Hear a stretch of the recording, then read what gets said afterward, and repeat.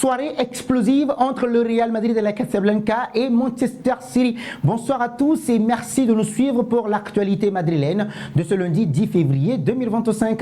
Nous l'ouvrons avec la Castilla de Raúl, passée de la zone de relégation à la 7e place. L'équipe réserve du Real Madrid se lance désormais dans la lutte pour la promotion. Une véritable métamorphose. En 5 matchs, la Castilla a accumulé 13 points grâce à 4 victoires et un match nul. Les succès contre Alcayano, Betis, Algeciras et San Luqueño, ainsi que le partage des points face à Villarreal B ont propulsé l'équipe de la 6e à la 7e place. Une montée en flèche qui laisse entrevoir de belles perspectives pour la suite. Cette remontée s'explique par plusieurs facteurs, dont la récupération de joueurs clés comme Manuel Angel, Jacobo Ramón, Borja Alonso et Andrés Campos.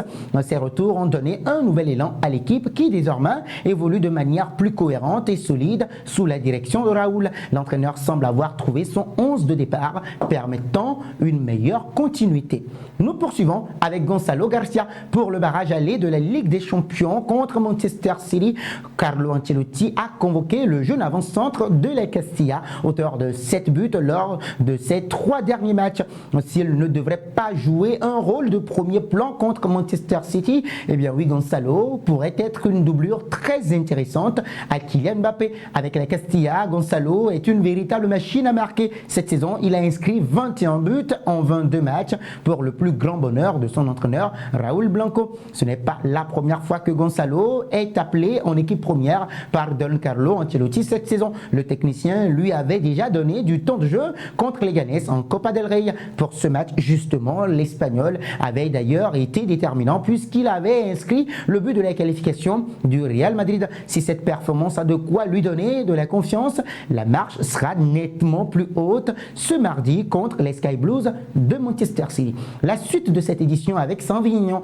Selon AS, l'attaquant brésilien a échangé avec des joueurs madrilènes qui lui ont confié que même mené 2-0 ou 3-0, il garde toujours la certitude qu'un retournement de situation est possible. Une mentalité inscrite dans l'ADN du Real Madrid qui lui a déjà permis de renverser des matchs en Ligue des Champions, notamment contre City en 2022 lors d'une remontée spectaculaire. Si pour lui, Manchester City ne devrait pas être dans la position de jouer les barrages, il considère également que le Real Madrid, avec tout le prestige qui accompagne son nom, ne mérite pas d'être dans cette situation non plus. Saint-Vignon souligne l'importance de ne pas sous-estimer l'adversaire et de ne pas prendre de risques inutiles, car une équipe de la stature du Real Madrid, même en difficulté, peut toujours surprendre. Selon lui, une telle rencontre ne laisse aucune place à l'approximation et exige une performance sans faille de la part de Manchester City qui doit être particulièrement vigilant pour éviter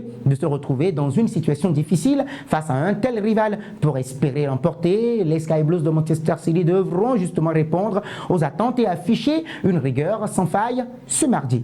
Et pour cette rencontre, les amis, l'entraîneur de l'ailier brésilien Pep Guardiola a répondu aux questions de la presse avant d'affronter le Real Madrid à l'Etihad Stadium pour le match aller des barrages de la Ligue des Champions. Le coach catalan s'est montré très lucide sur les forces et les présences justement, ainsi que sur le défi qui attend ses joueurs. Il a également fait preuve d'introspection en indiquant que son équipe et lui ne pouvaient s'en prendre qu'à eux-mêmes par rapport au fait qu'ils joueront leur qualification au Bernabéu. Ce sera un match difficile, nous n'avons pas été bons en phase de groupe et nous méritons d'être ici. Nous devons relever le défi, il est impossible de contrôler ces joueurs, Kylian Mbappé, Vinicius Junior, Rodrigo Goes et autres, pendant les 2 matchs. Ils sont tous exceptionnels. Nous devons réduire leur influence autant que possible. Nous devons être capables de les empêcher d'avoir le ballon et de courir. Nous devons avoir une façon de jouer claire et lire le jeu. Nous savons ce qui va se passer, mais nous allons essayer de nous imposer avec notre jeu, d'être intelligents pour obtenir un bon résultat pour le Bernabéu. Nous terminons avec ce match justement avec 5 joueurs sous le coup d'une suspension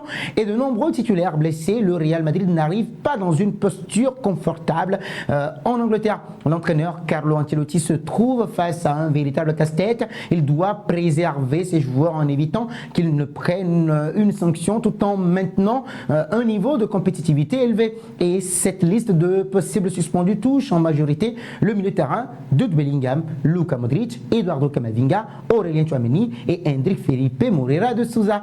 Chaque suspension risquerait de bouleverser les plans tactiques du Real Madrid et de compromettre leurs chances contre Manchester City. La gestion de cette pression est cruciale pour le bon déroulement de la saison européenne des Merengues.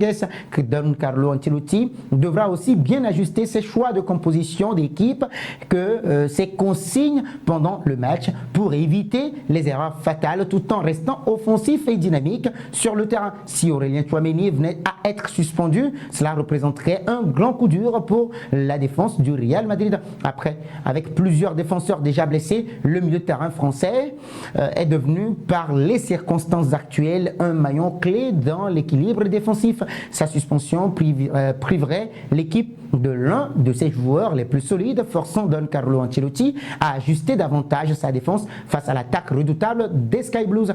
Cette pression supplémentaire met un fardeau psychologique sur les joueurs qui doivent maintenir leur calme tout en affrontant l'un des plus grands clubs d'Europe. La stratégie d'Ancelotti sera donc de les faire jouer de manière équilibrée sans les brider, tout en gardant à l'esprit les risques de suspension. Ce sera tout pour cette édition. Merci de l'avoir suivi et si c'est votre première fois de nous découvrir, n'oubliez surtout pas de vous abonner, de liker, de partager et de commenter pour que la vidéo soit recommandée à d'autres personnes.